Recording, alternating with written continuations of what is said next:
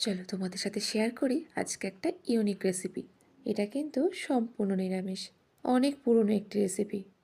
প্রথমে দেখো, আমি এখানে কিছুটা ছোলার ডাল ভিজিয়ে রেখেছিলাম। মটর ডাল দিয়েও কিন্তু করা যেতে পারে। এটাকে ভালো করে ধুয়ে মিক্সার জারের মধ্যে একটু আদা, কাঁচা লঙ্কা, হিং, স্বাদ মতো নুন, মিষ্টি আর অল্প জল দিয়ে একটা ঘন পেস্ট বানিয়ে নিচ্ছি। বড় বড় দেখে কতগুলো কুমড়ো পাতা নিয়েছি, ভালো করে ধুয়ে নিয়েছি। আর যে শিরাগুলো আছে একটু হালকা হাতে ছাড়িয়ে নিয়েছি। এবার কুমড়ো পাতাগুলোকে সাজিয়ে নিচ্ছি একটার পর একটা দিয়ে। আমি এখানে 4টে কুমড়ো পাতা ব্যবহার করেছি। এবার যে ডালটা বেটে রেখেছিলাম সেটার উপর দিয়ে দেব, সমানভাবে পাতিয়ে দেব।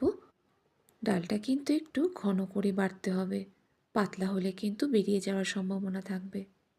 এবার দেখো, পাতাটাকে নিচ থেকে এরকমভাবে আস্তে আস্তে করে মুড়িয়ে দেব। দুপাশের এক্সট্রা পাতাগুলো এইভাবে ঢুকিয়ে দিয়ে মুড়িয়ে নেব।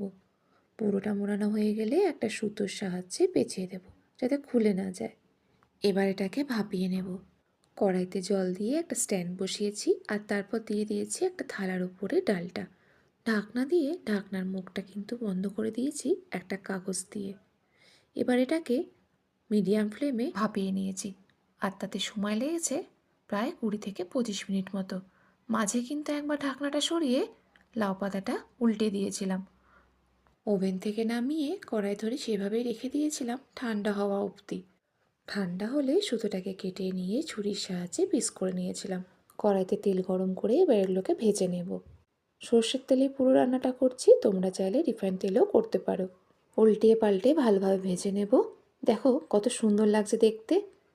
এবার যেমনভাবে নিরামিষ গ্রেভি বানাই সেরকমভাবে একটা গ্রেভি বানিয়ে নেব। আরও একটু সর্ষের তেল দিলাম, জিরে, তেজপাতা, এলাচ, সামান্য হিং ফোড়ন দিয়ে দিলাম। আদা, কাঁচা লঙ্কা, টমেটোর একটা পেস্ট বানিয়েছি সেটা দিয়ে দিয়েছি। ভালো করে একটু কষিয়ে নেব।